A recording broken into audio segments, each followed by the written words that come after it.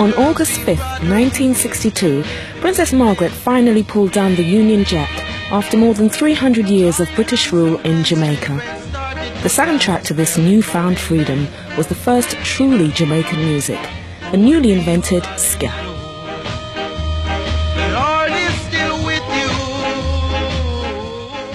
Because the time has come when we can have some fun, so take a run.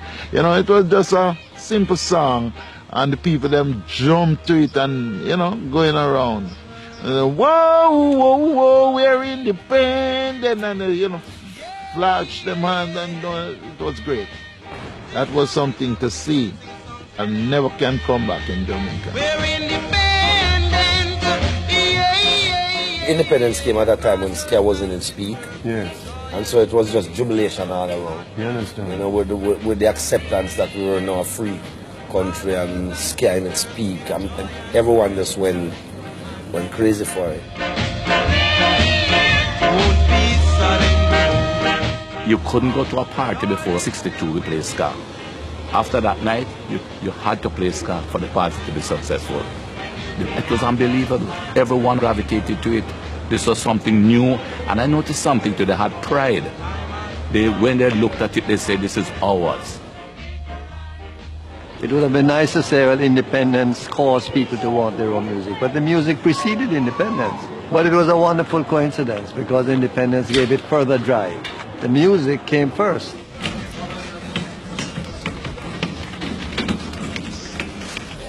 The story of modern Jamaican music starts in the early 1950s in the poorer areas of downtown Kingston with the emergence of a uniquely Jamaican phenomenon, still at the heart of the music 50 years later, the sound system.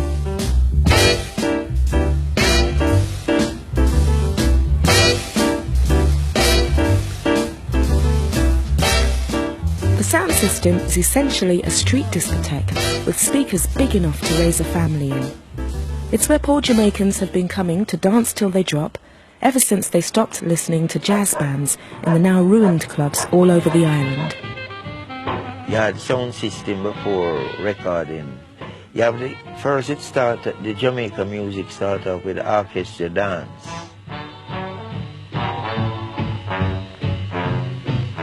But when the sound system came in, they replaced the musician because people used to hire these bands to play, but the musician used to stop and eat a lot of cargo, so it burned up a lot of time until, you know.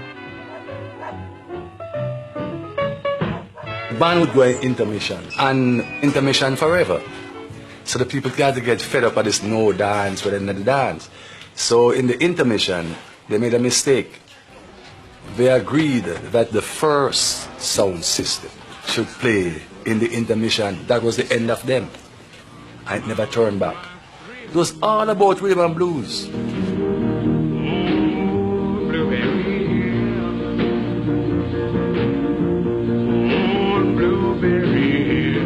As the 1950s rolled on, the music of Fats Domino, Ray Charles and Louis Jordan was streaming into the island from Southern American radio stations just over 90 miles away. And with the sound systems blasting it out most nights of the week, downtown Kingston went dance crazy. And like any craze, it was rich with opportunity. People used to make money from it. You sell your own beer and you sell your own curry goat and rice, and you got the sounding system from 8 o'clock till like 6 in the morning, and they eating and dancing in the street. You get like 2,000-3,000 people, and you make a buck. Sound systems became the biggest local industry in downtown Kingston, and competition was fierce. To pull in the punters, you had to have the best music blasting out of your system.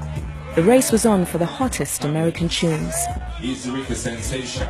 You know, American people, they need cheap labor, so they bring it, cut them cane and things. But why you are there cutting cane? If you buy rhythm and blues, 6 times more money you get because you're going to sell it back to sound system people. So everybody anxious to go to the farmer, but not for cut cane. They want to go buy some record, you know?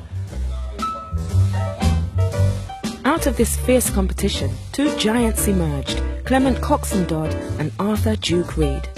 Combining their liquor businesses with their sound system dancers, they were effectively the barons of downtown Kingston and would continue to control the Jamaican music business for the next 15 years. They could run the country those days because people, anywhere the sound string up, you have the crowd of people there before. They used to play in competition. It come in now like Joe Fraser and Holly. Joe Fraser is the man who go on this dance and him go to the gate and him get everybody out of the gate money for coming on and dance, you know? And the people they believe all the cocks and dance and come on a Joe Creed. Sometimes them just take the money and go to the cocks and dance just the same, you know what I mean? So it's like that. So all of them used to be at war, you know? The sound system thing, man. It's a traditional thing. You can't stop it. It come from way back, you know? Come on. Yes, suddenly rum is served to sophisticates because suddenly Jamaican rum has regained its place among the great drinks of the world. You read that rum there when it don't sell in the stores. If you think rum is strong, you ask about rude to your parents. When you throw water, you know what happened? Yes. Throw chasing it, what do you think happened? Smoke. The smoke, vapors thing, right? And that is what the brother might drink. Like they have cocaine now, that was for them cocaine. So after Duke Reed, give them 2 drinks of root to your parents and send them go cocks and dance. The dance done. People are jump fence to get out the fast.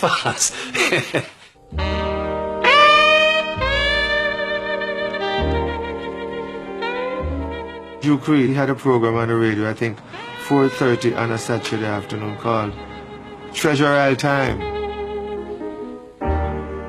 They would advertise the liquor business and then he would, on those programs, they would play newly made Jamaican records.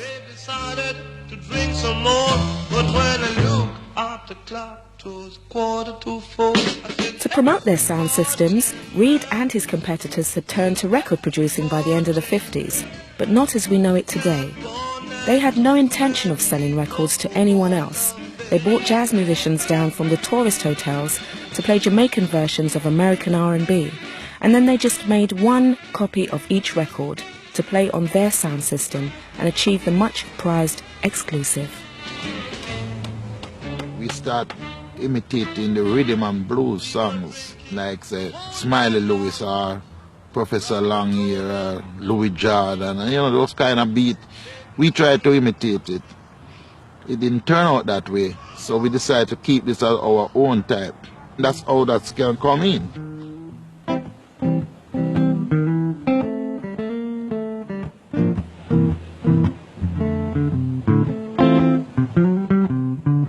Styling like those was really rhythm and blues. What we did to this rhythm and blues is like you'd be doing 1, 2, 3, 4, 1, 2, 3, 4. But this kind of we change it to 1, 2, 3. And then it's more 2, 4, 2, 4 instead of 1.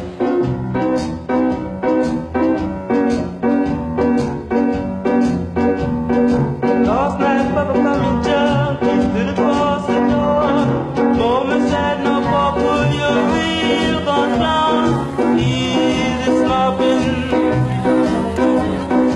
Easy stopping. Easy stopping. But even while you jumped and tried. This is Jamaica's first musical revolution. And we call it ska. And then ska was a dirty word. But what it was terribly influenced by Jamaican activities of the people, you know. Culture of Jamaica was pushed into it. And when the people took it on that fast, right, they just grabbed to it because it was them.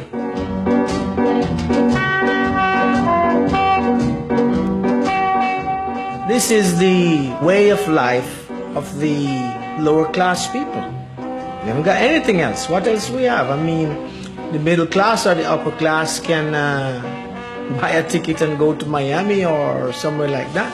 That's all you have. You don't know anything else. You would not find the creative force that comes out of the inner city in the residential areas in Jamaica, because they are more settled into a pattern, into a tradition. And there's a social divide and a cultural divide. We live in two countries. When ska was popular downtown, it had no popularity uptown. In 1960, much of uptown Jamaica still preferred American music, and many of the jazz musicians who had invented ska were making a living playing the tourist resorts of the North Coast.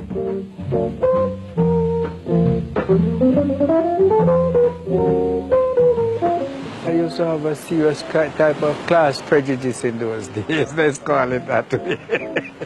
You know, and it would have hurt my career in a certain sense. You couldn't go uptown and play ska music, so it was really like an outlaw type of music, you know. In 1960, Prince Buster started his own sound system. To steal a march on his rivals, he approached the ultimate outcasts of Jamaican society, the Rastafarians, who since the 30s had looked to Africa rather than Europe as a model. He persuaded Count Ozzy and his master drummers down from the Warwicker Hills into a recording studio.